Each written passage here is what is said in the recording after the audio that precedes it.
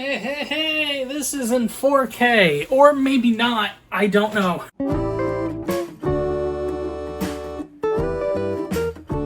So, first, let's begin with an in memoriam.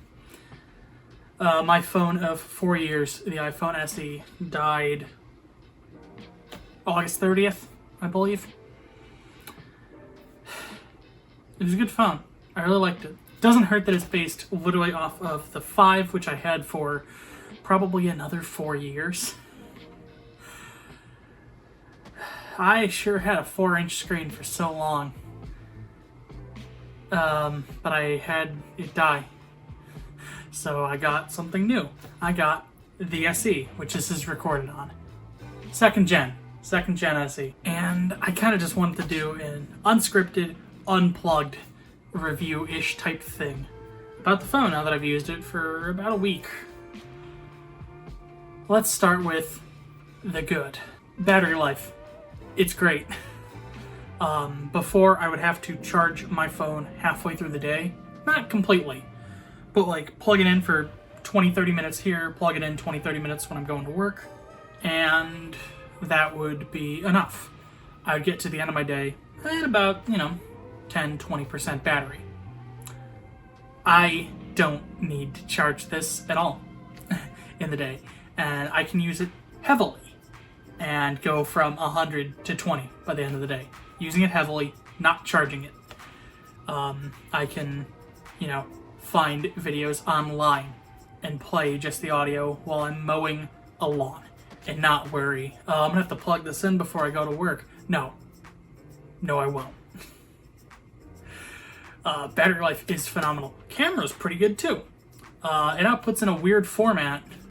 It's like HEIC files, but the photos look pretty great.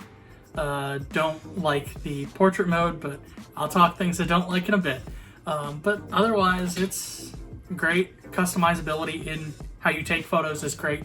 And if you want more, you get Camera Plus 2 or Camera Plus Legacy. I haven't taken any pictures with either yet, but you get things like macro lens, you get levels, and there's more features in Camera Plus 2 on this than there were on my previous SE. So that's nice. Screen is really vibrant and very bright, which means I can turn the brightness lower and still see it in regular day-to-day conditions. I have this at like almost half the brightness I had the last SE, and the brightness is about the same. So this gets super bright. If you like super bright screens, that's probably cool to hear. I don't. I like just bright enough that I can see it and not much more. So that's nice. Not as low as it goes. That's a little ridiculous. I can't see it just daytime. But bright enough that colors look good, screen looks vivid, not too far above that. I don't know if it's an OLED. Put that on the screen. I don't know if that makes a difference. Third advantage, I can shoot in 4K. I could have gotten one of the other ones that has like the wide angle lens. Didn't want to do that. Because I want one camera. I don't want a million cameras. Give me one good camera. Give me like a big frickin' DSLR lens on the back of the phone like it's 2007. Thank you. Hypothetically, it's a more powerful phone, so I could do game things. I don't play any mobile games. All I have installed on this is Twitch, Twitter, Tumblr,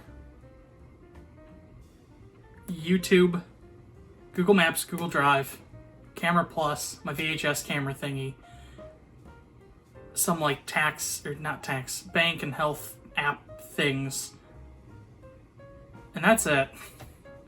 Oh, and Steam Link, but I don't use that.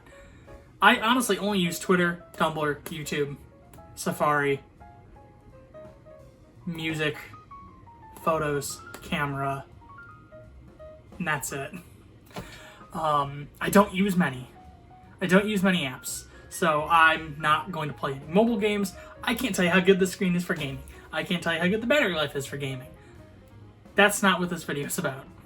It's about how I use the phone day to day, and the 4-inch screen on the SE and the 5 worked, and it was fine, and I liked it. And then I got this, and I don't like it. It's time to talk about the bad, everybody. Screen is too big. That feels weird to say, because this is the smallest phone Apple currently makes, still. Apparently the 12 is going to be a little smaller, but not noticeably smaller to my knowledge. I liked the 4-inch screen because I could reach all the way across it and tap everything in the top left corner with my right thumb. Can't do that with this. There's like a shortcut. You can like double tap the home button and it drags everything down so you can tap in the corner. That's lame. That's really lame. It's uncomfortable. I have to hold it with 2 hands when I'm typing or doing anything like that. When I'm browsing the internet, I have to hold it differently. I don't kind of rest the phone. This piece of cardboard will do. I don't own this watch. This is somebody else's case. I'm borrowing it for this demonstration. There it is. So with previous devices, I would hold it like this. So, I'm supporting it with my little finger. Can't do that and reach all the way up here. So I have to kind of hold it like this, which feels weird. It feels cumbersome, and I don't like it. 4-inch screen was the biggest we should have gone. That is the hill I will die on. You will find my bones on that hill. It has 128 gig storage. I'm never going to use all that. That's a pro, but it's like if you buy a house and they've marked what direction is towards Mecca so you can pray. That's nice. I'm never going to use that. Some people will. Not me. I don't know how good the onboard mic on this is. I guess I will find out. That will either be a pro or a con. I would hope it's decent. The one on the SE was pretty good. So I'd hope this one is at least as good, if not better. If it doesn't have a microphone, I will be perplexed. With having the super high resolution camera and, all the space, it would be nice if I could, take the 4K video clips from this and just drop them right into Vegas. They are dot moves still. You can turn on H.264 MP4s as a setting, but you can't film in 4K, at least 4K 60, with that, with H.264. You need to use Apple's weird compression or dot move, and Vegas hates that file. So I have to convert it with Adobe Media Encoder into an H.264 MP4 and then throw it into Vegas. I could just do all my work in Adobe Premiere, but I would really like to get rid of my Adobe subscription. I bought Clip Studio Paint, or Clip Paint Studio. The Photoshop competitor, everybody who used to use Photoshop uses now. I bought that because I really, really want to get rid of my Adobe Creative Cloud account. I'm spending too much money on it and can't do that if I still need to use the media encoder. If anyone knows a free media encoder, please let me know. Thank you. And that's frustrating. I also can't just drop these files into Google Drive because they are massive, especially this file. So I need to link it up to my computer. iTunes opens, iTunes starts downloading whatever it wants. It's like, hey, here's all this old TV stuff you bought in 2015. I'm like, I didn't ask for that. And it's like, did you want all your Starbomb albums back? I'm like, no, I deleted those for good reason. It's like, here they are. You remember back in 2015 when you made a playlist called Kmart Electro Swing? And I'm like, f you. I hate being reminded. iTunes loves to remind me of the sins of my past. That's how I have to get files off of this now. It sucks. I'm sure I'll get used to it, but boy howdy does it suck. And it sucks because the lightning cable you get with the phone is paper thin. I'm pretty sure I could snap it in half just by thinking hard enough about snapping it in half. And to go with that, this has no TRRS jack. That's just your 3.5mm, but it's got like extra connector rings or extra... I will actually go grab my lavalier mic. I'm not sure how visible this is. That looks pretty visible. But there are these extra little rings. And that's how you tell a TRS from TRS. I believe they're also a slightly different shape. But this is my lab mic. Every H3 VR video is recorded with it. I can't plug this into the phone anymore. I need to use this adapter. It's very flimsy. It's very thin. It still sounds good, but it's almost as thin as the lav mic cable, and the lav mic cable is meant to be as thin and discreet as possible. I also have to, because I've got a really nice aux cable in my car, I have to have one of these plugged into it, and getting this out is a nightmare. Every time I squeeze it and pull, something creaks. I don't know if it's this, I don't know if it's the connection between it and the phone, I don't know if it's the case. It creaks. And I'm afraid it's going to break. And these are like $10 each. And they're built like this. I wish they would give... First of all, one of these doesn't come in the box. They used to come in the box, they don't do that anymore. You need to buy this. And it's $10. I had to buy two. Because I want to keep one on the lav mic. I could just buy a Lightning lav mic. But then I can never plug it into anything else. This should just be a sign I should just buy my own like field recorder, plug that in, lav mic, just go full technology connections. No, I'm not made out of money. It's frustrating. There are a lot of weird workarounds and alternative solutions I need to employ for my life to not be impeded by this device. And it's impeding my life, let me tell you that much. The one last thing I do want to talk about is Bluetooth. I don't like Bluetooth audio. I'm gonna be honest. I'd rather just have a lag-free line-in set of headphones. I've got back there SteelSeries Arctis 3s in my computer. I just bought new pads for them. They're super luxurious. I kind of want a set of over-ear headphones.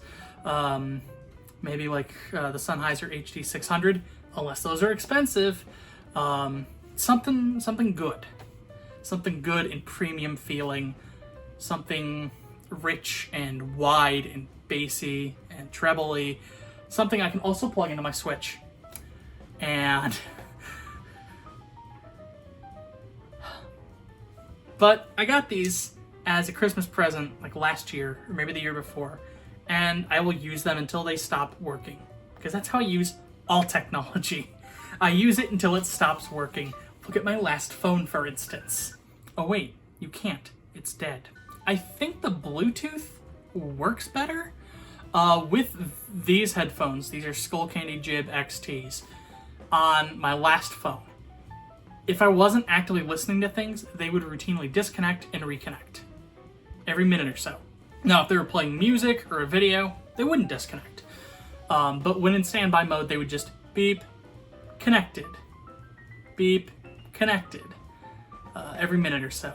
And it's a little awkward when you're just scrolling through Twitter and you find a video and you click it, beep, and then it starts blasting roadwork ahead. Oh yeah, I sure hope it does. Really loud into the room. And then you have to explain what you're doing to your mom, and you're like, it's a Vine meme, it's old, and she's like, I thought Vine died, and you're like, yes. Yeah, I'm kind of stuck with these until they break, and then when I go to get something else, I've either got to get something that already ends with this, or one of these things, or get a better one of these, because they make better ones. I could get the one that's literally just like a lightning port, and then just a big block that's a lightning port in a 3.5mm. I could get that. That's like $30. Why did I go with an iPhone? Because clearly I don't like iPhone. I don't mind this. That's the big takeaway. I was thinking about getting the Android S10e, but I would lose a lot if I did that. And I don't like the screen. I don't like... I want a 16:9 rectangular screen that nothing cuts into or bevels around. I want nice, clean, hard edges. 16 by 9. And this is really the only phone that's like that anymore. This is the newest phone that's like that anymore, while also being cheap. Because the X and the 11 and the 12 have like the weird like curves and bezels, so things just get cut off and it looks bad. You try to watch a YouTube video on those, you have to zoom it out for some reason. It's gross. S10e has a weird little circular cutout on the screen where the camera is. Gross. And no physical buttons. I mean, this doesn't have a physical home button. It's just like a divot that just rumbles, which is weird and bad. This was the cleanest transition I can make from the first gen SE as a phone. I lose my 3.5mm jack, and I lose a couple other things. I lost all my photos, but everything else transferred. I'm gonna be completely honest. There was a weird feeling of salvation when I signed into this phone, and I did the do you have an account? Yes, I do. Here's the credentials. It's like, do you want to recover this? I'm like, yes. And then the screen went black, and up came Dr. Coomer holding an M249 from the Act 3. It was the Dr. Coomer holding the M249 from one of the Half-Life VR thumbnails. I'm like, Jesus. All my notes are there, all my contacts are there, all my playlists are there. Is there anything that wasn't there other than photos? No. All my apps are there. It started downloading the old Payday Crime War alpha that I got invited to back in like 2018. It put that app on the screen. I'm like, you can't even get that anymore. They completely like rebuilt that game, and then they didn't tell me about it, and it never launched. It only launched in like Poland, and I imagine it'll never launch anywhere else, because I imagine that company will collapse. I don't want to say I hope they do, but society has evolved beyond the need for Payday. Now this can go in the times I've talked about Payday 2 on this channel that I'm ending. Times I've talked about ending coverage of Payday 2 on this channel playlist. It can go on that playlist. Hooray! That's another video for the pile, isn't it? It was $450. That was a lot, but it's cheap for a mobile phone. Cheap for a smart device mobile phone. I wish there was an easier way to say that. As much as I'd like to say, oh, my favorite phone I've ever owned was the LG View. I think that's what it was. The second phone I ever owned, I loved it. I don't know if I'd like to go back. It's a tiny, low-resolution, low-frame rate screen. And all it can do in this day and age is call and text. As much as I'd like for them to do a 4-inch iPhone again, I would love if another company was just like, yeah, here's a phone with a 4-inch screen. I'd be like, thank you. Is it 16 by 9? Yeah. You don't cut into it? No, we don't. Perfect. That would be perfect. That would be like the next phone I get. Hopefully in another 5, 6, 7 years. I hopefully will only have to get one more phone this decade. And if I have to get 2, I guess in total 3 in one decade, I'll be mad. I never had any problems with like, oh, things run slower on the first gen SE. The day I got it, up until the day before it died, it ran about the same. Certain apps weren't behaving correctly, but I imagine that that's because of compatibility, not because it's slow or dying. But it wasn't like cripplingly slow or unresponsive. For what I used it for, it worked. It worked completely fine. From day one until its last day of service. And I imagine this will be just as serviceable as well. I don't have a final verdict yet. That's not the point of this video. I have a lot of things I don't like about mobile smartphone development and technology and architecture. And I hate that it's kind of this forced... I was thrown in the pot and they turned on the heat. And I'll never know anything is wrong until I'm boiling. That's what I hate about the smartphone industry. Apple was like, hey, we don't have a 3.5mm jack anymore. It took courage to get rid of it. You don't need analog audio. And I like analog audio. There's literally a digital analog converter in the phone. And you're going to convert back to digital? She did all that work for you. I guess I could buy an external DAC. I could buy an external DAC. That'd be a lot of money. And I don't have any like high-end headphones. But if I buy my 600s, then I guess I do. That's a lot of money, and I don't know if I don't even know if I'll be able to tell a difference between like these and those and a set of higher end headphones, because I can't tell a difference between these and those. But I just hate that that's the direction the mobile phone ecosystem has gone. Apple was like, we got rid of this jack, it took courage. And everybody yelled at them over that. They were the butt of jokes for so long. And so many people made fun of it. Nintendo made fun of the fact they got rid of that jack.